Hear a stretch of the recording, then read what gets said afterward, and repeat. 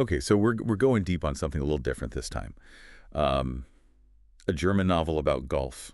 Yeah, not exactly, Not exactly light beach reading, no, not quite. but trust me on this one. We're diving into Jenseits der Moral by Oliver Heuler. And let me tell you, this story goes way beyond the putting green. It really does. It gravels with some pretty big questions about ambition, relationships, and what it actually means to live authentically. Like what's it all about, really? Yeah, finding that authenticity. And I think that's something a lot of people can relate to. It's a universal theme for sure, and Heuler really brings it to life through this world of professional golf, which is fascinating in itself. Right from the start, we meet Bob Sauer. He's this really driven golf pro at the very top of his game. He just achieved like the holy grail of golf, a score of 59. This almost unheard of, right? Almost unheard of. And it's not just a win for Bob. It's like this becomes his whole identity now. Yeah, consumes him a bit. He even has this almost tattoo of the score, which Oh, wow. I don't know about you, but That's commitment. that screams defining moment to me. Yeah. Like this is the peak. It's interesting you say that because it does become this defining moment for him. But in a way, I think he doesn't anticipate. It becomes this source of both pride, but also this deep insecurity. Oh, interesting. Because now he's terrified of losing that edge, Yeah. What happens when you reach the peak? Where do you go from there? Right. If that's your identity and then suddenly you're not that. Exactly. And Yeah. that fear of becoming irrelevant really drives him to make some pretty, well, Let's just say it does not go well for Bob. it does not go well. He goes from hero to zero faster than you can imagine. Talk about a fall from grace. Yeah. A fight on the course gets him kicked out of his club. His marriage falls apart. Yeah, all goes downhill so quickly. And then on top of all of that, a really serious injury. Just throws his whole career into jeopardy. Career threatening. Mm-hmm. It's like watching a train wreck in slow motion. And this is where Heuler really gets us hooked as readers, because suddenly we're forced to look beneath the surface of this seemingly, arrogant, successful athlete.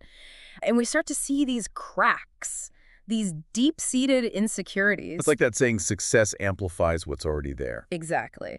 And in Bob's case, it's a whole lot of fear, self-doubt, things he's been able to mask with his success. Totally. And it makes you wonder how many people are out there just like him. Mm. Putting on this front. Oh, absolutely. It's something we all grapple with to some extent, I think. So what happens to Bob? How does he even begin to climb out of this hole he's dug for himself? Well, this is where Jenseits der Moral takes a really interesting turn. This is where we meet Claire. Claire. She's a wealthy, kind of mysterious woman who becomes Bob's unlikely sponsor. She sees something in him, some potential, and offers him this chance to rebuild. Interesting. So she's like his ticket back to the big leagues. In a way, yes. But Claire is so much more than just a financial backer. She's a fascinating character in her own right. Very intelligent, a serious backgammon player. Okay, I'm intrigued. Their backgammon matches actually become this whole subplot that I found really fascinating, almost like a microcosm of their entire relationship. Oh, really? How's that? Well, you have Claire always thinking several moves ahead. Very strategic, calculated.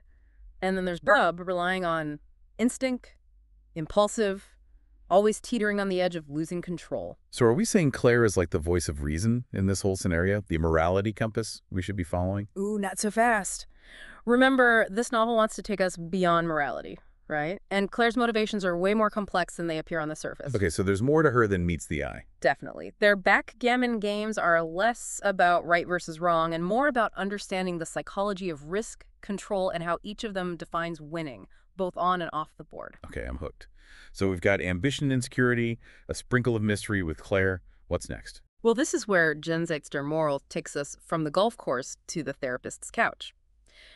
Bob starts seeing this therapist, Dr. Carl. And let me tell you, this is not your typical shrink session. Dr. Carl, right. He's the one who really shakes things up. This Yeah. isn't just some generic self-help stuff.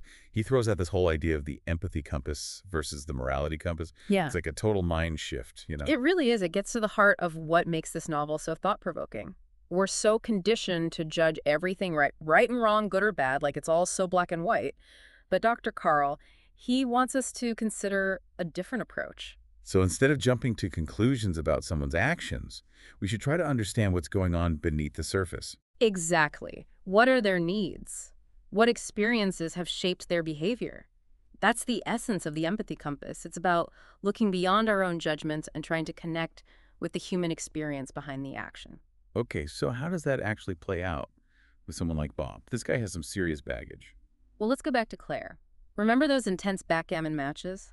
Through the lens of the empathy compass, those games take on a whole new meaning. You're saying there's more going on there than just strategy. Oh, absolutely. Think about it.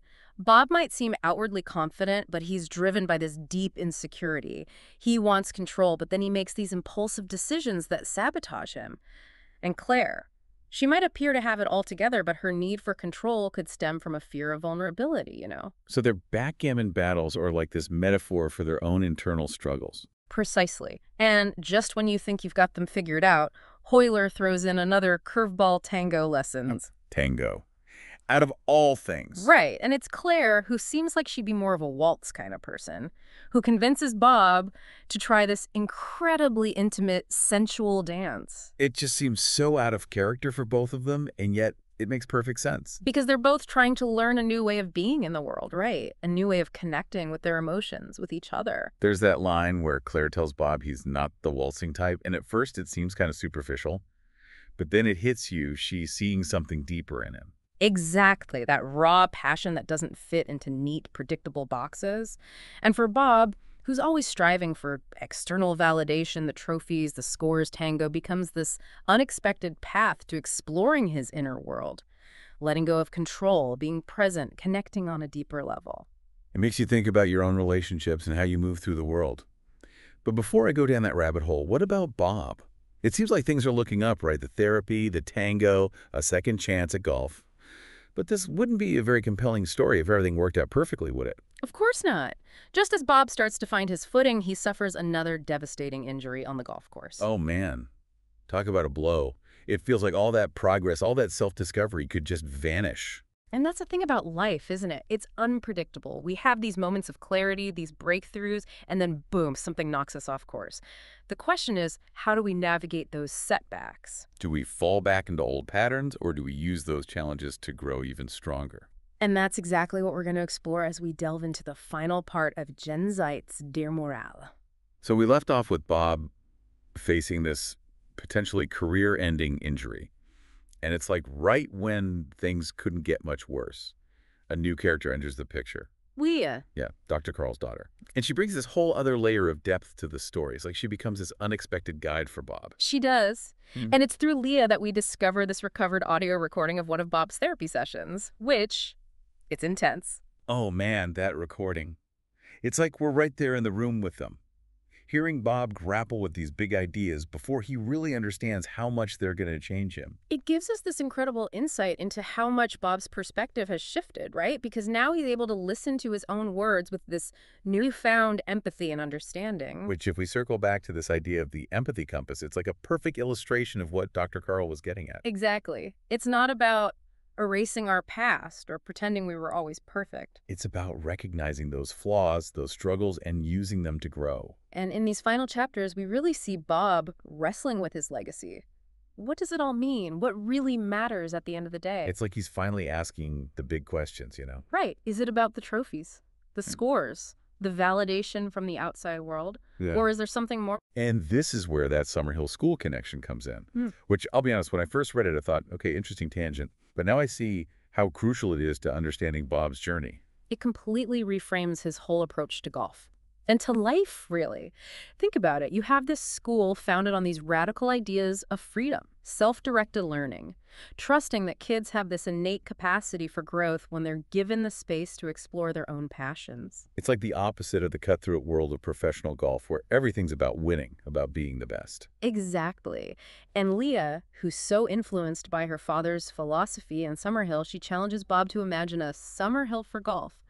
What if instead of training these kids to be champions, they created a space where they could just fall in love with the game, explore their own potential, learn some valuable life lessons along the way? So it's not about the scoreboard. It's about the individual journey, personal growth over external validation. And that's something we can all apply to our own lives, right? Not just in golf. Absolutely. What would it look like to approach our careers, our relationships, even our own personal growth with that same sense of curiosity, playfulness? Focusing on what truly motivates us from within. I love that. So instead of chasing another championship, Bob decides to invest in something bigger than himself, something that feels more meaningful. And this idea of creating this youth golf camp, It becomes his way of bridging his past and his present. Of finding a path that feels authentic, aligned with who he's become. Exactly. And while the book doesn't tie everything up neatly, Bob's relationships with Nicole and Claire, they're left open-ended. It still leaves you with this sense of hope, this feeling that even when life throws those curveballs, even when our dreams take these detours, we can still create a future that feels both fulfilling and true to ourselves. Wow, so much to think about. Who knew a German novel about golf could be so profound? Right. So surprisingly relevant to our own lives. Mm. Well, this deep dive has been a journey. Thank you for taking us along with you. It's really got me thinking. It's been my pleasure. There's just something about Jenseits der Moral that stays with you. It makes you question your own assumptions, your definitions of success, and really examine the way you're navigating the world. It really does.